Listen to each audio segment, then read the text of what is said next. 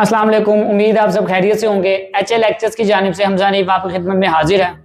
अगर आप टीचर हैं या स्टूडेंट हैं तो ये चैनल आपके लिए बहुत मुफीद साबित होगा, क्योंकि इस पे तमाम क्लासेस के तमाम सब्जेक्ट के लेक्चर अपलोड किए जाएंगे। तो अगर अभी तक आपने ये चैनल सब्सक्राइब नहीं किया तो इसे सब्सक्राइब कर दें, और अगर आपको ये वीडियो अच्छी लगे तो इसे लाइक ज़रूर कीजिए। आज हम न्यू क्लास 9th क्लास की न्यू केमिस्ट्री 2025 का लेक्चर 4 पढ़ेंगे, चैप्टर 1 का, जो कि है एलिमेंट, कंपाउंड और मिक्सचर में डिफरेंस। ये इस चैप्टर का 95% इंपॉर्टेंट टॉपिक है और 95% चांसेस आते हैं इसके बोर्ड में आने के लॉन्ग के पॉइंट ऑफ व्यू से। तो ये आपने गौर से समझना है, पॉइंट्स में बना के आपको समझाया जाएगा ताकि आपके लिए याद करना और समझना इजी हो। तो सबसे पहले स्टार्ट करते हैं एलिमेंट पे। एलिमेंट सबसे सिंपलेस्ट फॉर्म है मैटर की। मैटर क्या होता है? जो ऐसी चीज जिसका कोई वजन हो और जिसने कोई जगह कवर की, उसको मैटर कहते हैं। तो ये सिंपलेस्ट फॉर्म है मैटर की। और अगर आपके पास प्योर सब्सटेंस हो तो उसके अंदर सेम काइंड ऑफ एटम होते हैं। एलिमेंट अगर प्योर फॉर्म में हो तो वो सेम काइंड ऑफ एटम से मिलकर बनता है, मतलब एक ही तरह एटम उसके अंदर होते हैं। अगर ऑक्सीजन है तो सिर्फ ऑक्सीजन होंगे, हाइड्रोजन है तो हाइड्रोजन होंगे, कार्बन है तो कार्बन होगा।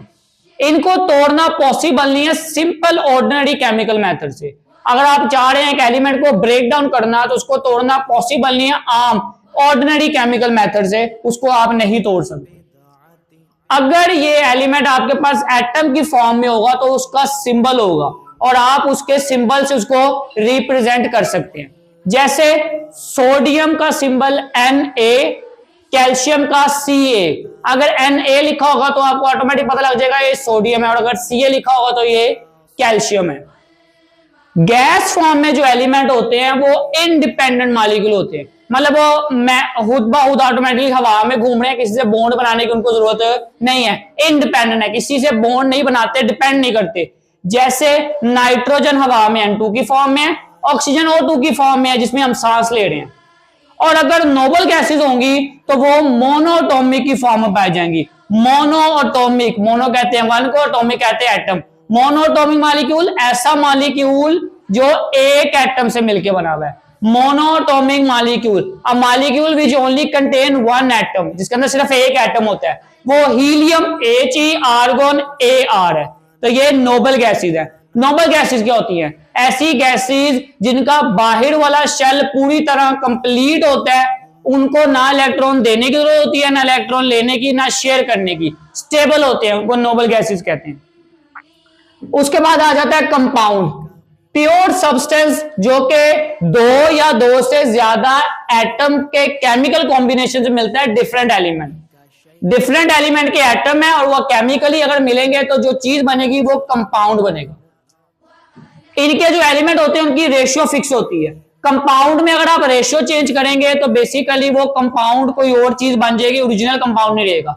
जैसे अगर आप पानी की बात करें, पानी का फार्मूला आता है H2O। पानी के अंदर हाइड्रोजन एक है और 8 ऑक्सीजन लगते हैं एक पानी का कंपाउंड बनाने के लिए।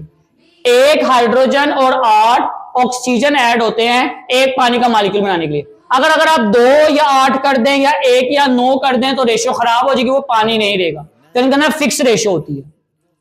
इनको ब्रेक करना केमिकल रिएक्शन से इजी होता है, आराम से केमिकल रिएक्शन से ब्रेक हो जाते हैं। जैसे अमोनिया, अमोनिया का फार्मूला होता है NH3।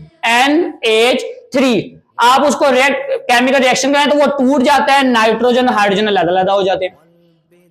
इनकी जो प्रॉपर्टीज होती हैं कंपाउंड की, वो उनकी एलिमेंट से डिफरेंट होती हैं जिनसे वो बने होते हैं। ये मोस्ट इंपोर्टेंट पॉइंट है कि कंपाउंड जिन एलिमेंट से मिलकर बना होता है उन एलिमेंट की प्रॉपर्टीज कंपाउंड में नहीं पाई जाती। जैसे अगर आप पानी की बात करें, पानी मिलकर बनता है हाइड्रोजन और ऑक्सीजन से। अगर आप हाइड्रोजन ऑक्सीजन को अलग-अलग देखें तो दोनों गैसेज हैं, लेकिन ये जब मिलकर पानी बनाएंगे तो वो लिक्विड आ जाएगा। लिक्विड की प्रॉपर्टीज गैस की प्रॉपर्टीज से टोटली डिफरेंट होती हैं। तो ये कंपाउंड जिन एलिमेंट से मिलकर बनता है वो एलिमेंट की प्रॉपर्टीज डिफरेंट होती हैं ओरिजिनल एलिमेंट से। Properties of compound are different from element from it is form. जैसे वाटर की प्रॉपर्टी डिफरेंट है सिंपल हाइड्रोजन और ऑक्सीजन से।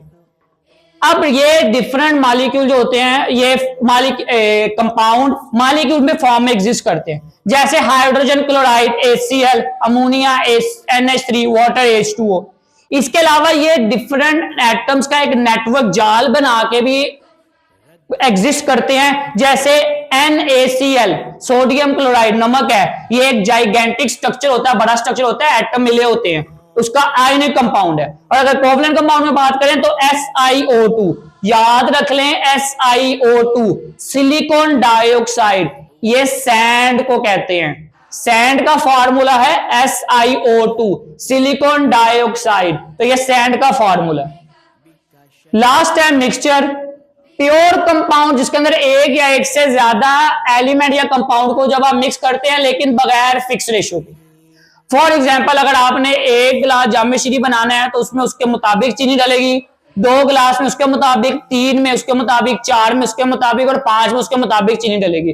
तो इनकी कोई फिक्स रेशियो नहीं है क्योंकि इनका फार्मूला नहीं होता, मिक्सचर का कोई फार्मूला नहीं होता, जैसे जामे शीरी का कोई फार्मूला नहीं है, तो इसको आप फिक्स रेशियो में मिक्स नहीं करते, इसकी रेशियो चेंज होती रहती है।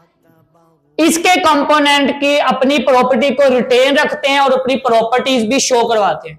जैसे अगर आप जामे शीरी पी रहे हैं तो अगर आपने उसमें चीनी ऐड किया तो आपको चीनी का टेस्ट भी आएगा, जामे शीरी का भी आएगा, और अगर आपने उसमें लेमन ऐड किया तो लेमन का टेस्ट भी आएगा। तो मिक्सचर जिन एलिमेंट से मिलकर बनता है वो अपनी प्रॉपर्टी शो करवाते हैं। ये 2 तरह के होते हैं, होमोजेनियस या heterogeneous. Homogeneous same element, heterogeneous different.